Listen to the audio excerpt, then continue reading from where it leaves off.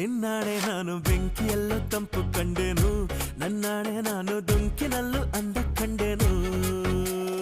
ಮಾವನ ಮಗಳು ನನ್ನ ಮೋಹಿಸಿ ಬಂದಾಗ, ಮಾವನ ಮಗಳು ನನ್ನ ಮೋಹಿಸಿ ಬಂದಾಗ, ಬೇವಿನಲ್ಲೂ ಸಿಹಿಯ ಕಂಡೆ